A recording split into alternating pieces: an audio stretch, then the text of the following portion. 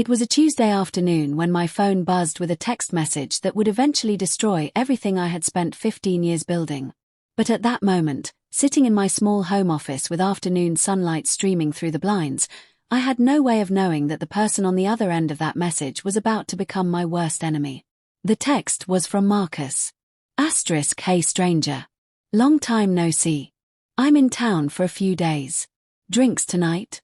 Got a business proposal that might interest you. I stared at the screen for a good 30 seconds, my thumb hovering over the keyboard. Marcus and I went way back, all the way to college, actually. We'd been roommates sophomore year, stayed up late talking about our dreams, our ambitions, the companies we were going to build someday. After graduation, life happened.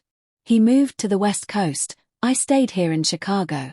We'd kept in touch over the years, holiday texts, occasional phone calls, maybe one or two awkward catch-up lunches when he was passing through town. But a business proposal? That was new. I'll admit, curiosity got the better of me.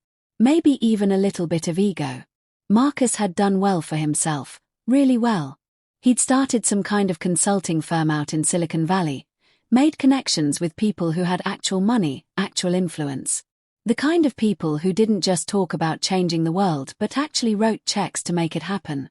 If he was reaching out to me with a proposal, maybe this was my chance to finally step up from being a small fish in a medium-sized pond. So I texted back, sure. Where and when? He replied almost instantly, the Drake Hotel. 7 p.m. I'll grab us a table near the bar. The Drake Hotel. Of course. Marcus never did anything small. I spent the rest of that afternoon trying to focus on work. I ran a small marketing agency out of my home office, just me and 2 part-time contractors, but my mind kept wandering. What kind of proposal? Partnership? Investment? Maybe he wanted to bring me in on something big, something that would finally get me out of this cramped office and into a real downtown space with floor-to-ceiling windows and an actual receptionist. By 6:30, I was standing in front of my closet, trying to decide what said successful business owner without saying I'm trying too hard. I settled on a navy blazer, dark jeans, and my best leather shoes, the ones my wife had bought me for our anniversary last year. Sarah was sitting on the edge of the bed, watching me fuss with my collar. She had that look, the one that said she was happy for me but also a little worried. You okay? I asked her. She smiled, but it didn't quite reach her eyes. I'm fine. Just, be careful, okay? I know Marcus is your friend, but we've heard stories. He plays in a different league than we do. I waved off her concern. It's just drinks. What's the worst that could happen? Looking back now, I want to go back to that moment and shake myself. Grab myself by those navy blazer lapels and scream, this is the beginning. Turn back now. Don't open this door. But of course, I didn't. I kissed Sarah goodbye, promised to be home by 10, and walked out the door toward what I thought was an opportunity. What I didn't know was that I was walking straight into a trap. The Drake Hotel lobby smelled like old money and fresh flowers. Crystal chandeliers hung from the ceiling, casting warm light across marble floors and antique furniture. I spotted Marcus before he saw me. He was already at a table near the bar, nursing what looked like whiskey on the rocks, his attention fixed on his phone. Even from across the room, I could see he'd changed. His hair was grayer at the temples, but his face had that California tan, that effortless confidence that comes from years of being in rooms where important decisions get made. His suit, charcoal gray, perfectly fitted, probably cost more than my entire wardrobe combined. When he looked up and saw me approaching, his face split into that familiar grin. He stood up, arms open wide. Well. Look who finally decided to show up. We did the half-hug, backslap thing that men do when they haven't seen each other in years. He held me at arm's length, looking me up and down. You look good, man. Really good. Life treating you well. I shrugged, trying to match his easy confidence. Can't complain. Business is steady. Family's healthy. You know how it is. Marcus laughed, but something in his eyes flickered, just for a second, before he gestured for me to sit down. A waiter materialized instantly, and before I could even look at a menu, Marcus was ordering for both of us. 2 more of these, and whatever my friend here wants to eat. Put it on my tab. I ordered a beer, something simple, and tried to ignore the voice in my head that whispered, Asterisk is showing off. Why is he showing off? Asterisk. For the first hour, we talked about old times. Remember that professor who hated both of us? Remember that party where you fell through the porch? Remember. It was comfortable, easy, the kind of conversation that makes you forget how much time has passed. Then Marcus leaned forward, his expression shifting from nostalgic to serious. Listen, he said, lowering his voice. I didn't just ask you here to catch up. I've got something I want to talk to you about. Something that could be big. Really big. I set down my beer. I'm listening. He glanced around the room, checking, I realized, to make sure no one was listening. The gesture should have felt dramatic, theatrical. But somehow, in that moment, it felt real. I'm putting together something new, he said. A firm that does more than just consulting. We identify promising small businesses, companies with real potential but limited resources, and we bring them into the fold. We provide capital, connections, infrastructure. In exchange, we take a stake. Not controlling, but significant.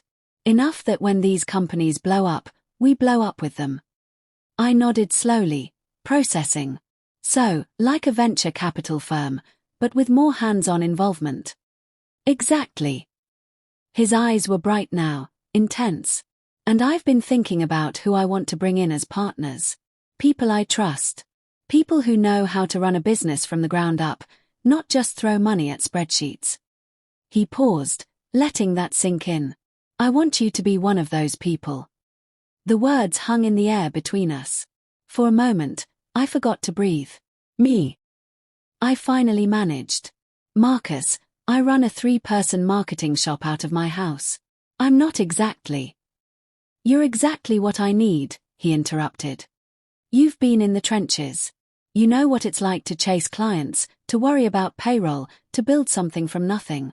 That's the kind of experience money can't buy. He reached into his jacket and pulled out a folded document, a single page, covered in small print. This is just a preliminary agreement.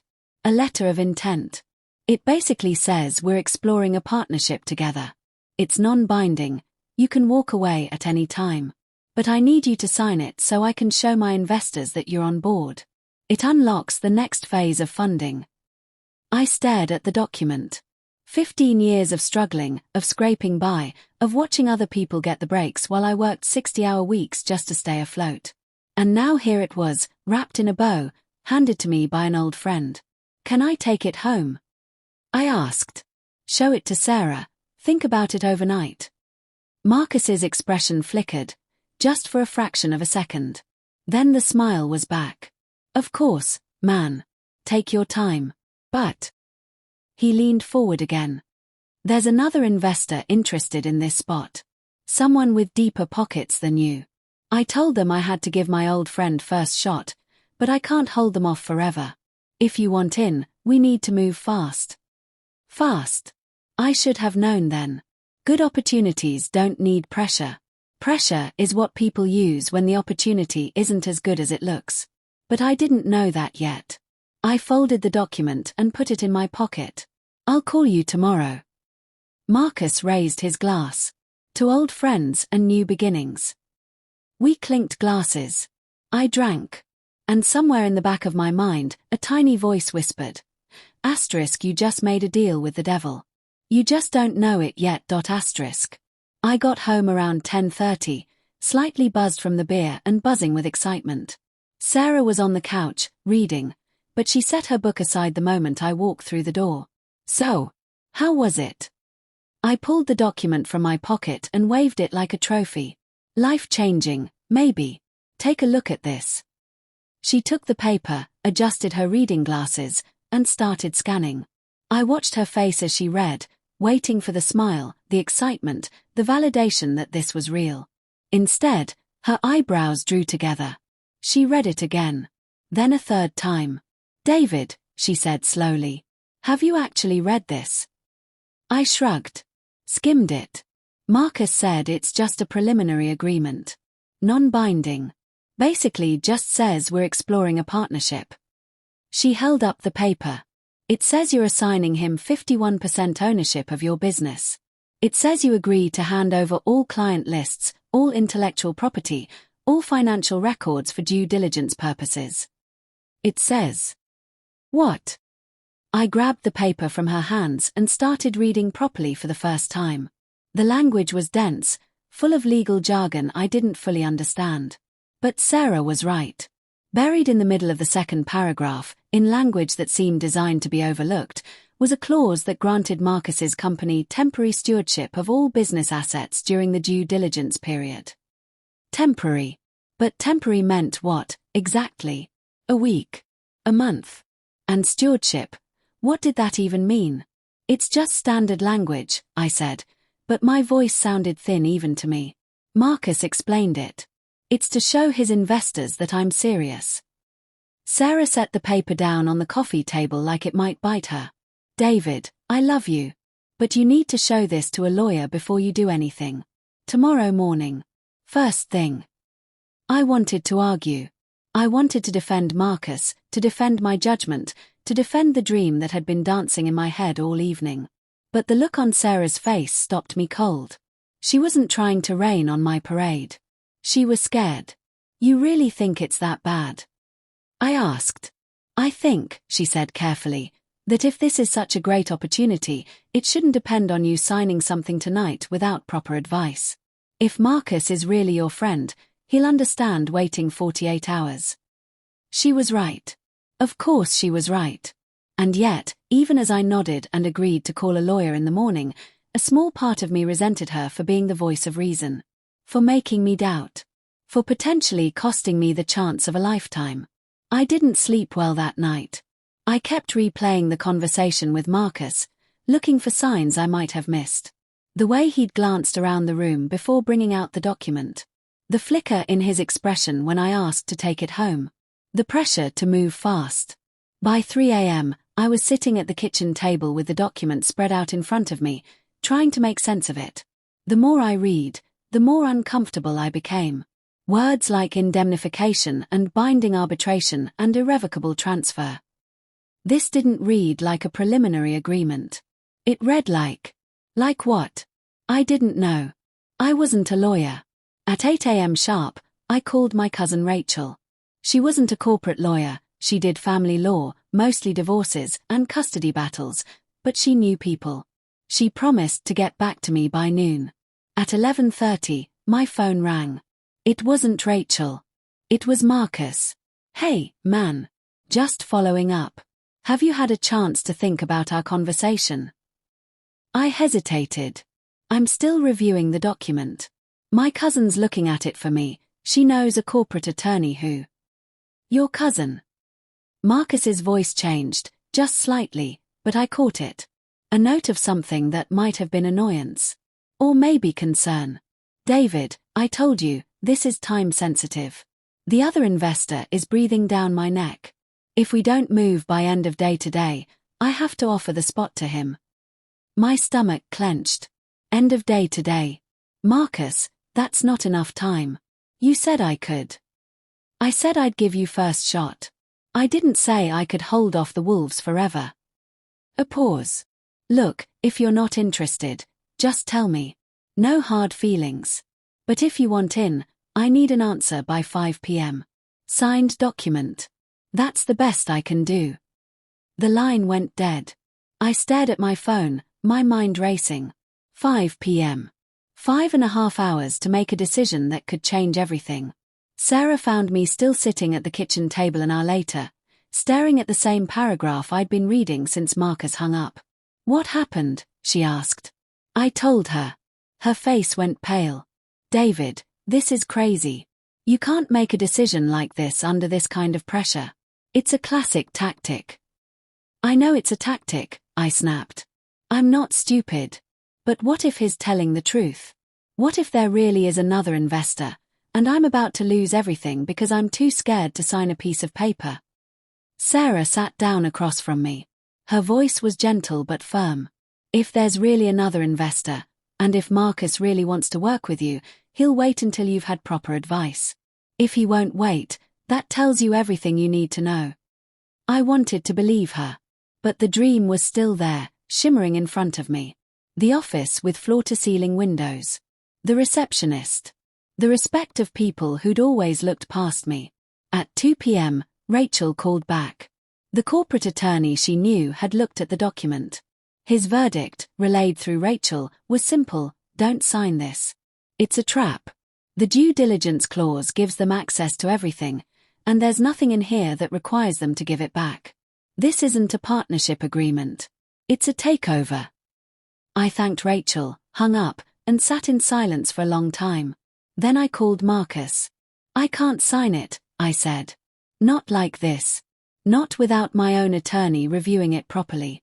If you want to work with me, we need to do this right. With proper contracts. Proper timelines. Silence on the other end. Long enough that I checked to make sure the call was still connected. Then Marcus laughed. It wasn't a friendly laugh. It was cold. Dismissive. The kind of laugh you give when someone confirms exactly what you expected. Fine, he said. Your loss. But don't come crying to me when you're still running that little hobby business of yours 10 years from now. The line went dead again. I sat there, holding the phone, feeling like I'd just failed some kind of test. Sarah came up behind me and wrapped her arms around my shoulders. You did the right thing, she whispered. I nodded. But I didn't feel like I'd done the right thing. I felt like I'd let fear cost me everything. I had no idea that the real cost was yet to come. For the first few weeks after the Marcus meeting, life returned to normal.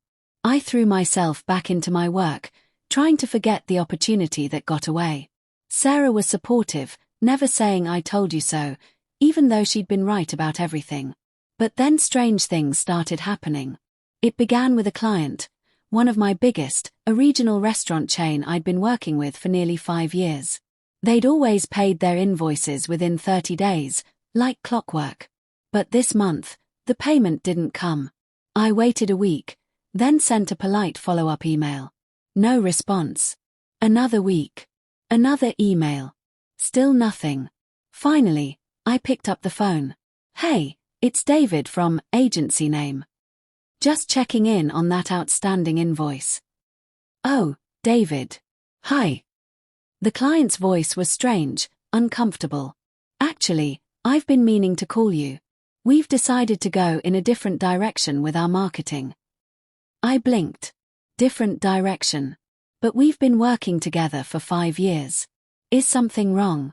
Has the work quality dropped? No, the work has been great. It's just, we've had some concerns raised about your business practices. Nothing personal, but we have to protect our brand. My business practices?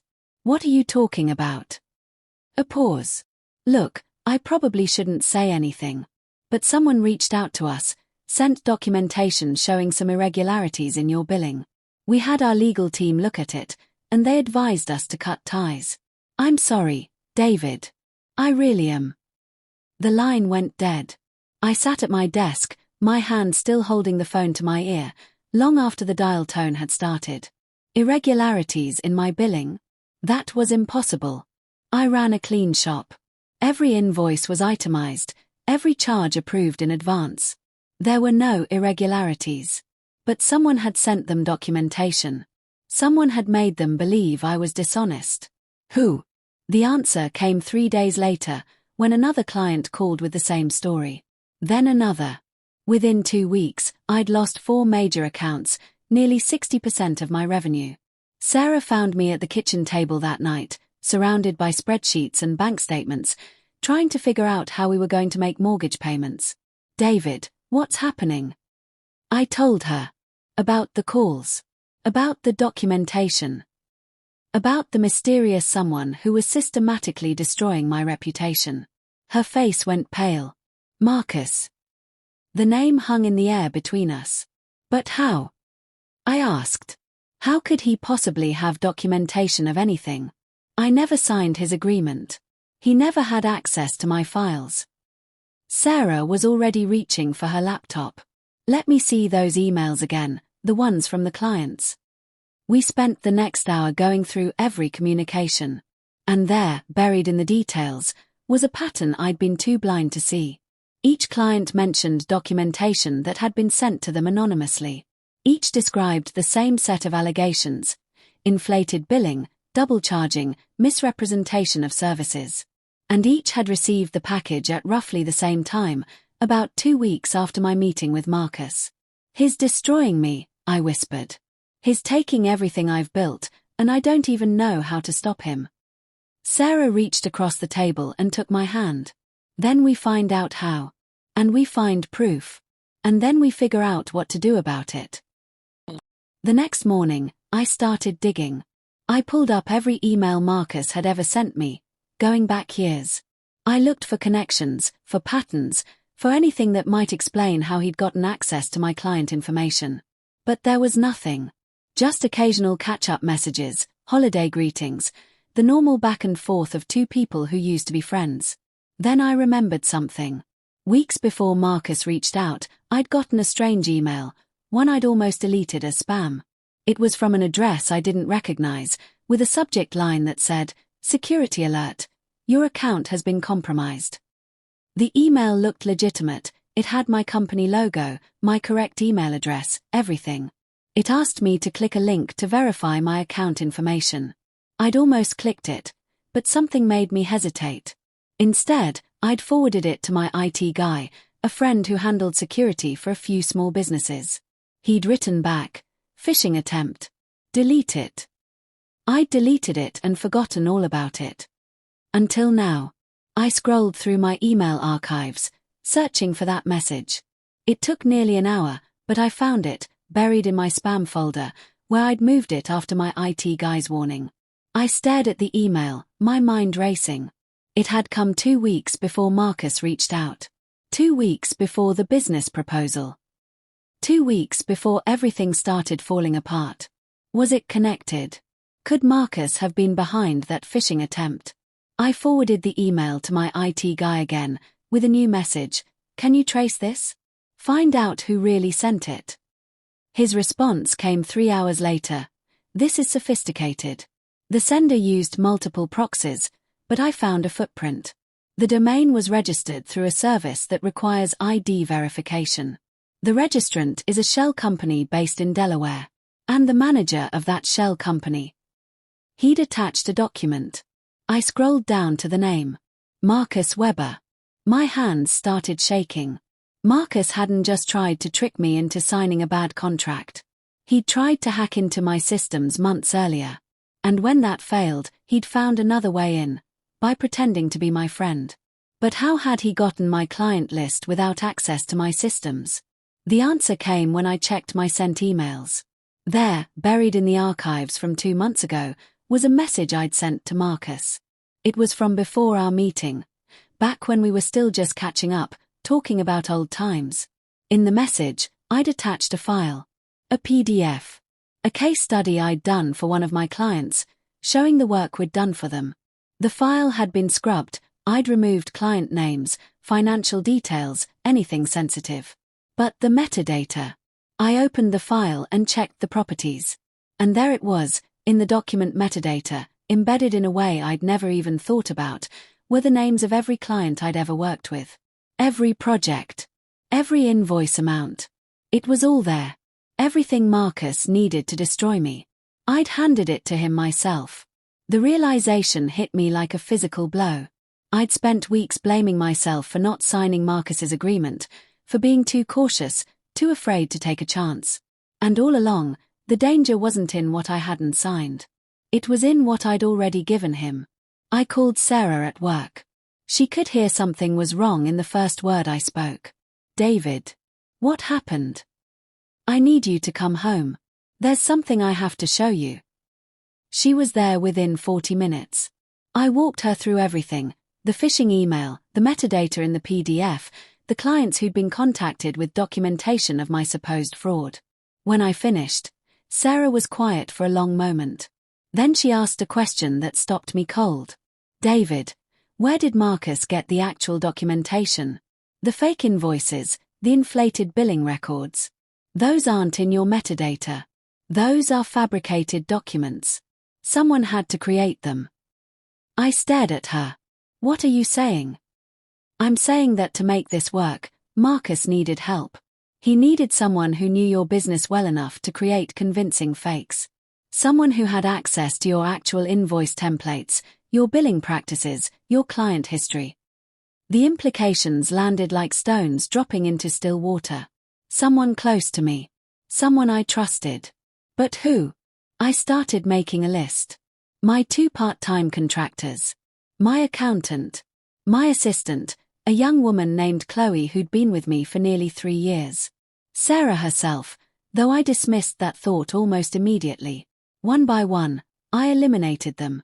My contractors had been with me for years, loyal and hardworking. My accountant was a family friend who'd handled my taxes since I started the business. Chloe was like a daughter to me. I'd hired her fresh out of community college, trained her myself, trusted her with everything.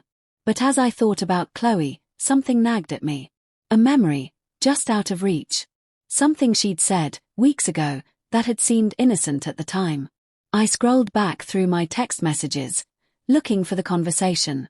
And there it was. Chloe, *Hey, I'm cleaning out old files and came across some client records from years ago. Should I keep or shred? Me, keep for now. Bring them to the office and I'll sort through them. Chloe, actually, I already brought them home to organize. Is that okay? I'll bring them back tomorrow. I'd thought nothing of it at the time. Chloe was responsible, trustworthy. Of course it was okay. But what if? I called her immediately. She answered on the second ring. Hey, boss. What's up? Chloe, those files you took home, the old client records. Did you ever bring them back? A pause. Just a fraction of a second too long. Yeah, of course. They're in the filing cabinet, I think. Why? I walked to the filing cabinet and pulled open the drawer. The files were there, all of them, neatly organized, just as she'd said. But something was wrong. The tabs were new. The paper was fresh. These weren't the original files. These were copies. Chloe, I said carefully, when you brought the files home, did anyone else see them? Did you show them to anyone? Another pause. Longer this time. No. Of course not. Why would I? Chloe. My voice was calm, but my heart was racing. This is important. Did you show those files to anyone? Silence. Then, very quietly, my boyfriend asked to see them. He said he was thinking about starting his own business and wanted to see how I organized client records. I didn't think it would hurt anything. My blood ran cold.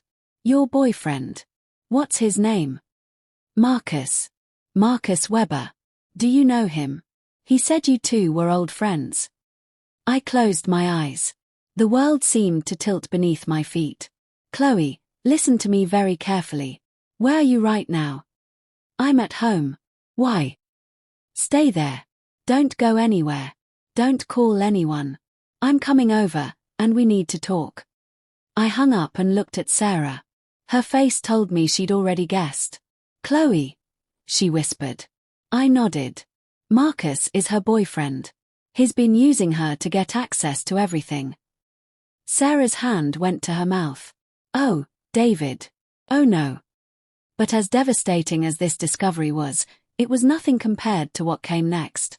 When I arrived at Chloe's apartment, she opened the door looking confused and a little scared. I'd never spoken to her like I had on the phone, never demanded anything, never raised my voice. She knew something was terribly wrong. I sat her down at her kitchen table and told her everything. About Marcus's proposal. About the phishing email. About the clients who'd been contacted with fake documentation. About the destruction of my reputation and my business. By the time I finished, Chloe was crying. I didn't know, she whispered. I swear to you, I didn't know. He said he was just curious about the business. He said he wanted to understand what I did all day. I never thought. I know, I said gently. I believe you. But Chloe, I need to know everything. Every conversation you had with him about my business. Every question he asked. Every file you showed him. She took a shaky breath and began to talk. It turned out Marcus had been cultivating Chloe for months. They'd met at a coffee shop near her apartment. Accidentally, she'd thought at the time. He'd been charming, attentive, interested in her life. They'd started dating, and gradually, almost imperceptibly, he'd begun asking questions about her work. How did David organize client files? What kind of billing system did we use? Had there ever been any complaints from clients? Any disputes over payments?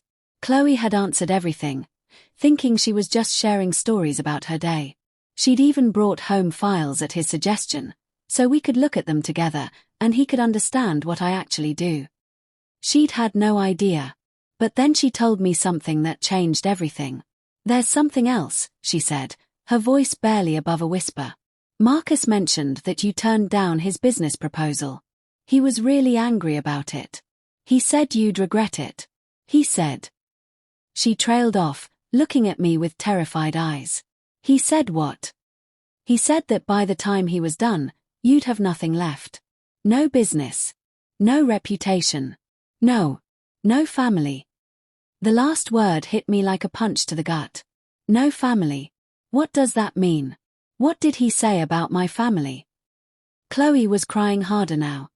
He said your marriage was already shaky. That Sarah didn't trust you, didn't believe in you. He said it wouldn't take much to push you both over the edge. I was on my feet without realizing I'd moved. What did you tell him about Sarah? What did you say? Nothing. I barely know her. I've only met her a few times at company events. I told him she seemed nice, that you two seemed happy. That's all. I swear. But even as she said it, I knew it didn't matter what Chloe had told him. Marcus had already seen the cracks, the tension in my marriage that I'd tried so hard to hide. The way Sarah and I had been drifting apart for years, staying together out of habit and comfort rather than real connection. He'd seen it, and he was planning to use it. I drove home in a daze, my mind racing through possibilities I didn't want to consider. What could Marcus possibly do to destroy my marriage? How far would he go? I found out the next morning. I woke to the sound of Sarah crying. The bedroom was dark, the clock on my nightstand showing 3:47 a.m. Sarah was sitting up in bed, her phone in her hands, tears streaming down her face. Sarah, what's wrong? What happened? She didn't answer, just held out her phone for me to see. On the screen was a text message thread. My name at the top. Messages sent throughout the evening. Messages I'd never written. Asterisk, I can't do this anymore. I've been unhappy for years. Asterisk. Asterisk, there's someone else. I'm sorry. Asterisk. Asterisk, I'm leaving tomorrow. Don't try to stop me. Asterisk. And finally, the worst one. Asterisk, the only reason I stayed this long was the business. But now that's gone too. There's nothing left for me here. Asterisk. I stared at the screen, my mouth opening and closing like a fish out of water. Sarah, I didn't send these. I swear to you, I never. Then who did? Her voice was cold, distant. How did they get your phone? I grabbed my own phone from the nightstand and unlocked it. The messages were there, in my sent folder. All of them. As if I'd typed them myself. But I hadn't. I'd been asleep since 11 p.m. Dead asleep. Unless. I thought about the phishing email. About how sophisticated Marcus's hacking attempt had been. About all the ways someone could gain access to a phone if they really wanted to. Marcus, I said. It has to be Marcus. He must have found a way into my accounts, into my phone. Sarah laughed, a hollow, broken sound. Marcus. This is about Marcus. David, I'm looking at messages sent from your phone. Your actual phone. Are you telling me someone hacked your phone without you noticing? Without any sign of it? It's possible. These people are sophisticated. Stop. She held up a hand. Just stop. I can't do this right now. I can't. She got out of bed and walked out of the room. I heard the guest room door close, softly, but final. I sat in the darkness, holding my phone, trying to think. How had Marcus done this? When had he done it? And what else had he done that I didn't know about yet? The next few days were a blur of accusations and denials. Sarah barely spoke to me. When she did, it was with a cold politeness that hurt worse than anger. She'd moved permanently into the guest room, and I could hear her crying at night through the walls. I spent my days trying to prove my innocence. I contacted my phone carrier, demanding to know if someone had accessed my account. They said there was no record of unauthorized access.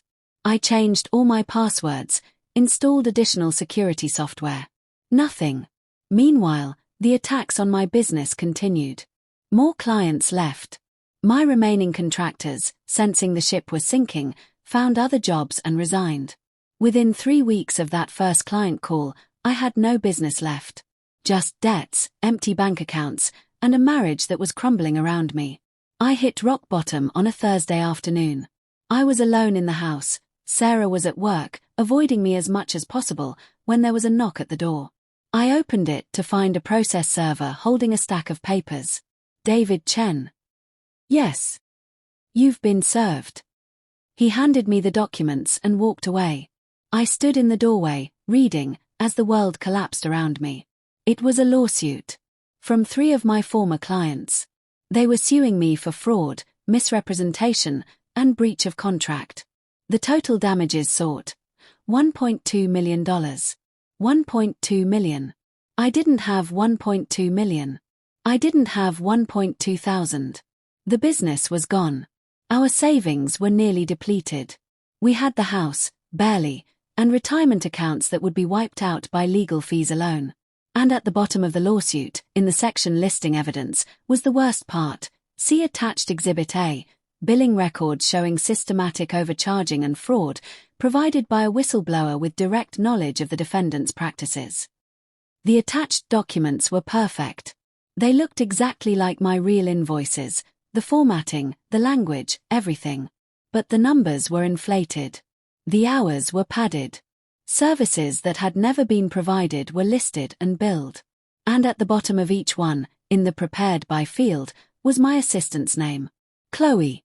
Marcus had used her access, her credentials, to create a paper trail that made it look like I'd been committing fraud for years. And now my own clients, people I'd worked with for half a decade, believed I'd been cheating them the entire time. I called Chloe immediately. The number had been disconnected. I drove to her apartment. It was empty.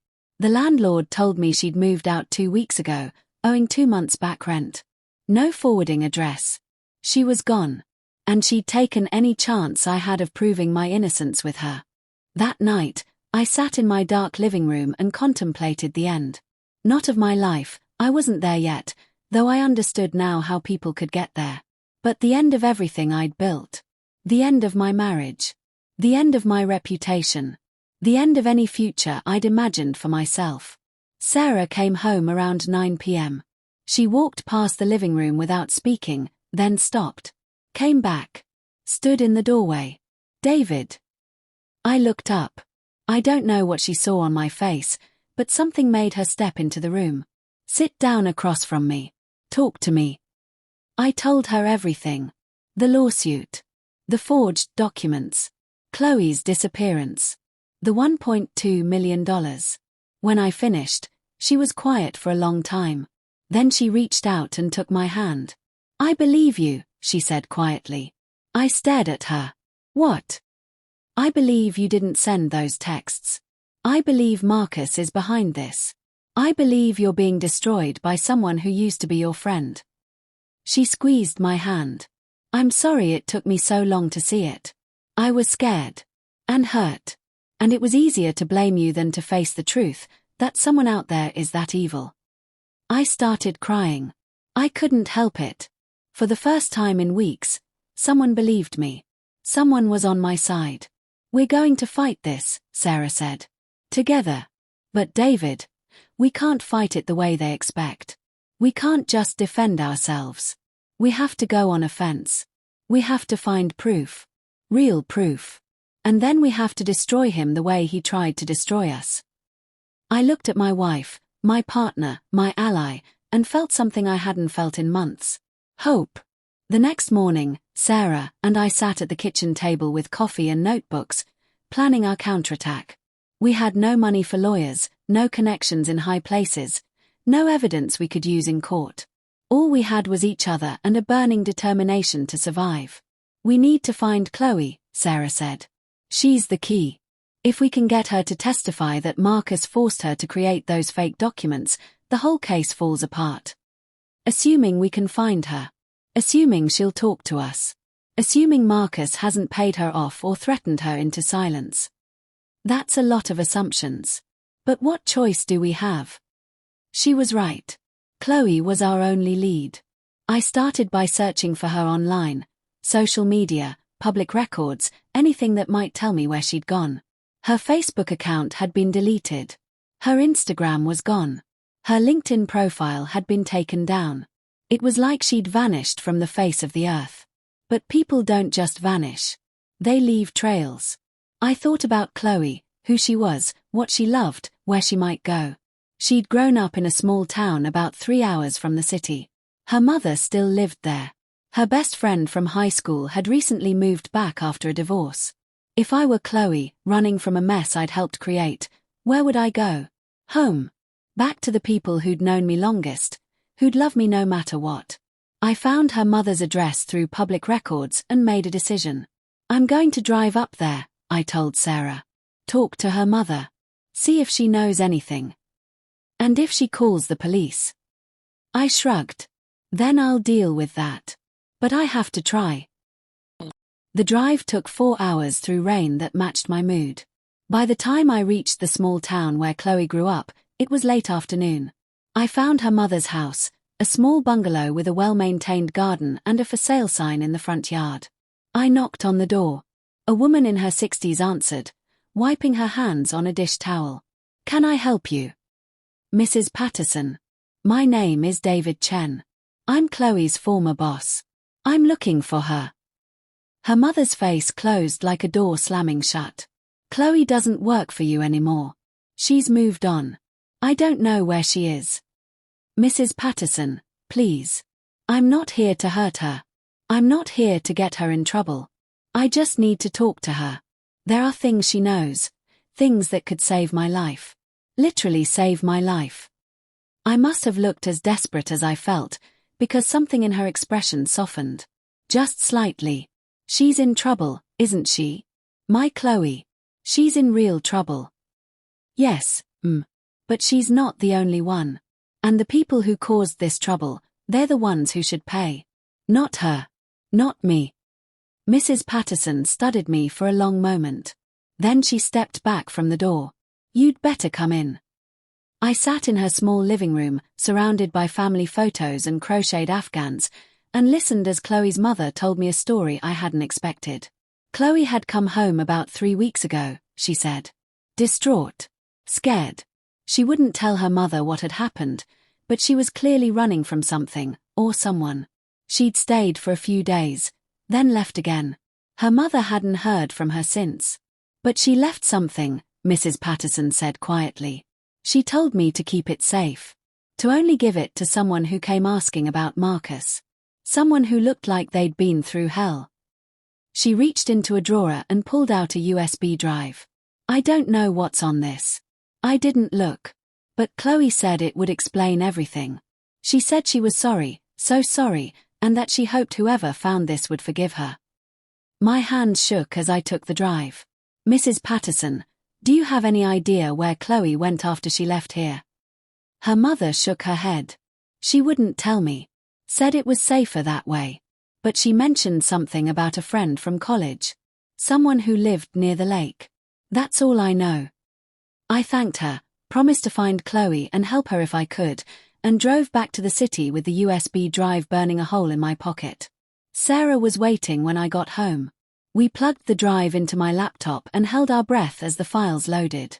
What we found made everything worth it. Chloe had recorded everything.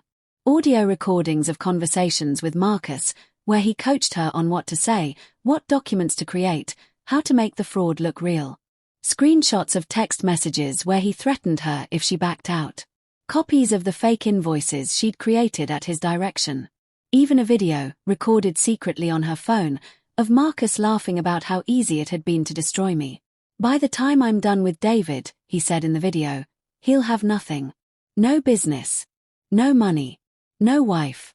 He'll be alone and broken, and every time he looks in the mirror, he'll know that I did this to him. And the best part, he'll never be able to prove it." I watched the video 3 times. Each time, the rage inside me grew hotter. But so did something else. Certainty. With this evidence, I could destroy Marcus. I could take him to court, expose him for what he really was, and clear my name. The lawsuit against me would collapse. My reputation could be restored. Sarah and I could rebuild. But as I sat there, watching Marcus's smug face on my laptop screen, I realized something. Court would take years. Lawyers would cost millions I didn't have. And even if I won, Marcus would probably get a slap on the wrist, a fine, maybe some probation. He'd move on with his life, richer and more powerful than ever, while I spent the rest of my existence trying to piece together the ruins. That wasn't enough. I wanted more than justice. I wanted revenge. The next 3 weeks were the most focused of my life. Sarah and I went through every file on that USB drive, cataloging evidence, building a timeline, understanding exactly how Marcus had orchestrated his attack. But we didn't just prepare for court. We prepared for something else entirely. We studied Marcus. His business. His habits. His weaknesses. It turned out he had plenty of weaknesses. For all his success, Marcus ran his empire on a knife's edge. He had investors who expected huge returns, clients who demanded results, and a reputation for delivering that he'd built on a foundation of lies. His consulting firm didn't actually solve problems. It identified successful companies, inserted itself into their operations, then extracted maximum value before moving on. He'd done it to dozens of businesses over the years. I was just the latest in a long line. But he'd made a mistake with me. He'd gotten personal. He'd let his ego drive the bus. And in doing so, he'd created a paper trail that could bring his whole house of cards crashing down. The question was, how to use it. We considered going to the police. But Marcus had connections, friends in high places, lawyers who'd bury us in injunctions before we could blink. We considered going to the media.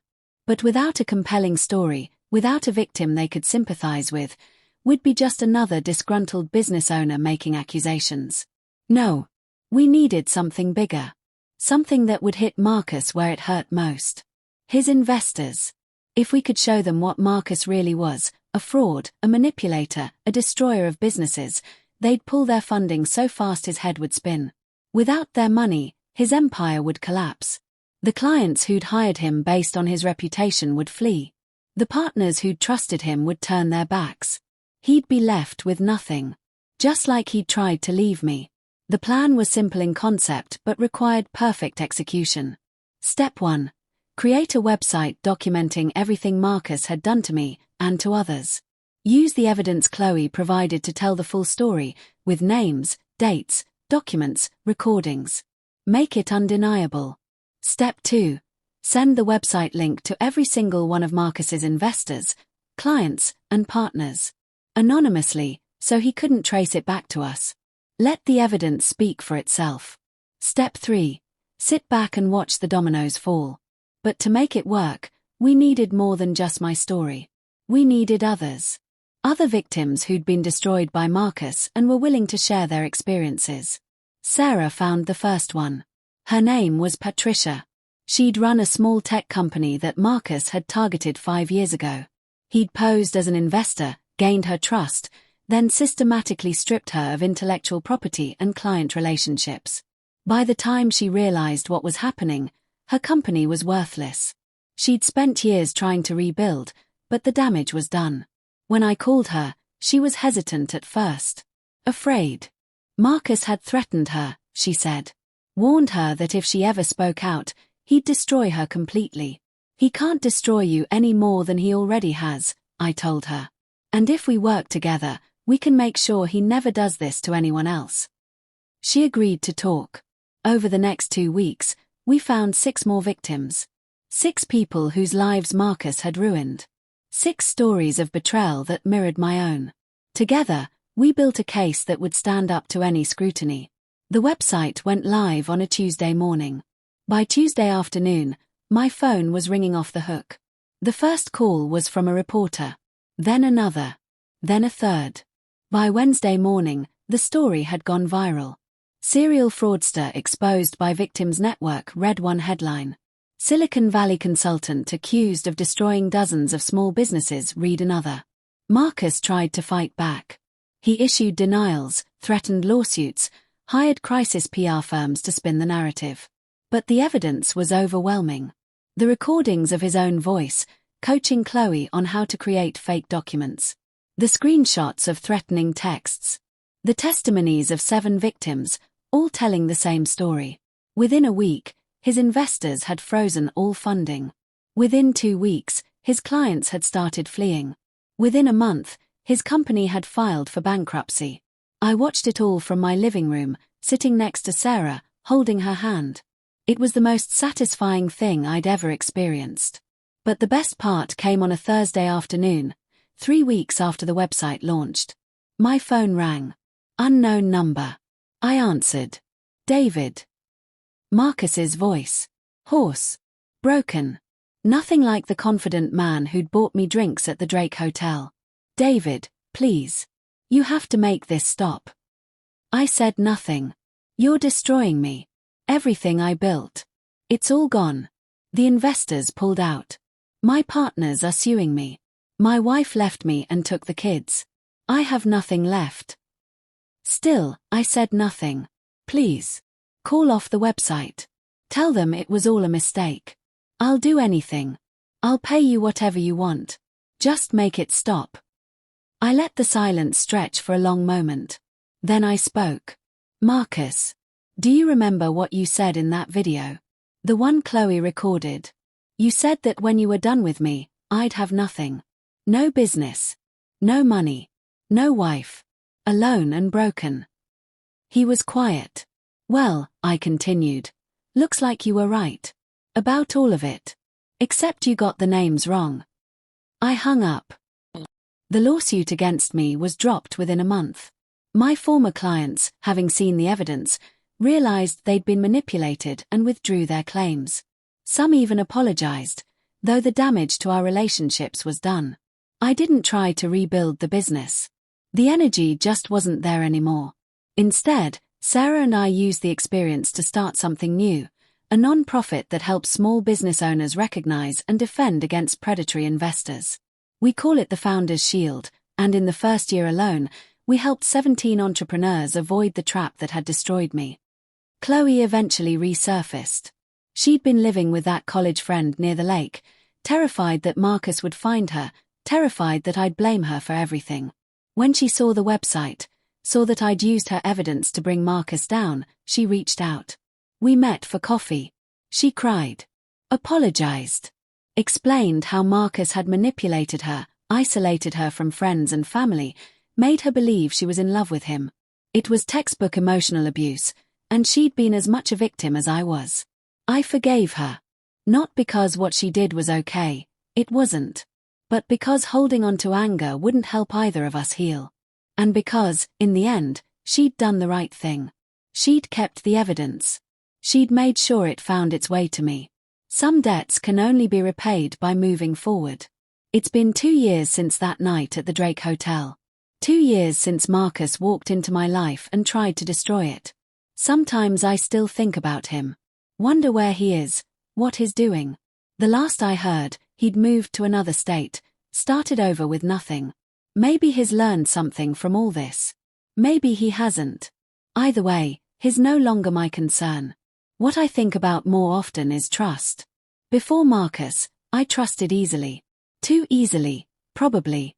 I believed that people were basically good, that friendship meant something, that the bonds we form with others would protect us from the worst of what the world has to offer. I don't believe that anymore. But I also don't believe the opposite, that everyone is out to get you, that trust is weakness, that the only safe path is isolation. That way lies a different kind of destruction.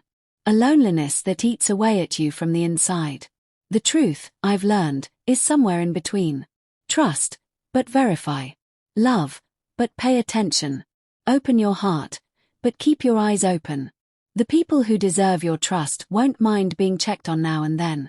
The ones who mind are the ones who have something to hide. Sarah and I are stronger now than we've ever been. Nearly losing everything, nearly losing each other, made us realize what we actually had. We don't take each other for granted anymore. We talk. Really talk. About the small things and the big things and everything in between. The business is gone, but that's okay. The Founder's Shield does more good than my marketing agency ever did. And the work feels meaningful in a way that chasing clients and meeting payroll never did. As for the evidence, the files on that USB drive, the recordings, the screenshots, all of it, I keep them in a safe place. Not because I need them anymore, but because they're a reminder of how close I came to losing everything. Of how easily one person's malice can destroy what took years to build. Of how important it is to fight back, not just with anger, but with intelligence, patience, and the help of people who believe in you. Marcus thought he'd won. In those dark weeks when my business was collapsing and my marriage was falling apart, he probably celebrated. Probably told himself he'd taught me a lesson, put me in my place, reminded me who really held the power. He was wrong. The lesson wasn't mine. It was his. And I hope, wherever he is, he's learned it. Because the truth is, revenge isn't about making the other person suffer. It's about reclaiming your own life. It's about looking in the mirror and knowing that you survived, that you refused to be destroyed, refused to let someone else define your story. I survived. My marriage survived. And in the end, that's the only revenge that matters.